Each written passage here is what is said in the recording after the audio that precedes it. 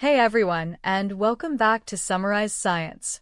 Imagine you could send a drone to survey a huge area and just tell it what to look for in plain English, like find the construction site or look for a bridge. Well, researchers have developed a new system called HALO that does just that. HALO stands for High Altitude Language Conditioned Monocular Aerial Exploration and Navigation, and it's a huge step forward for autonomous drones. Operating a drone at high altitudes gives you a great bird's-eye view, but it also creates problems. Using a single camera, which is cheap and light, makes it really hard to judge distance and create an accurate 3D map. And teaching a robot to understand the rich context of an environment, not just its geometry, is another major hurdle. The HALO system tackles these challenges with a clever combination of AI and robotics. As the drone flies, it uses a single camera and GPS to build a detailed map of the world below in real time. But this isn't just any map, it's what they call a metric-semantic map. This means that every point on the map is embedded with rich, language-based information.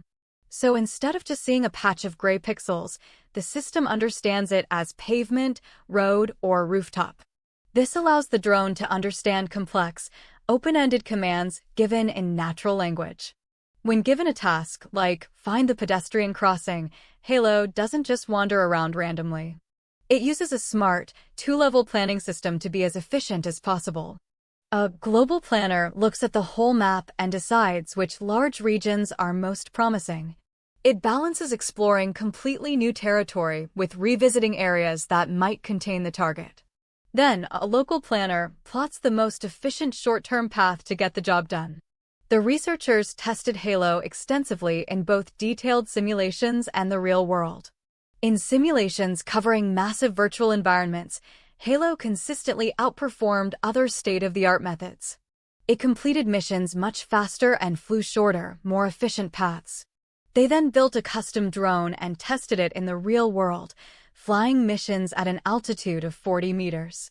The drone was able to build accurate maps and successfully complete multi-step missions, like find a car in the parking lot and then find the roadblock.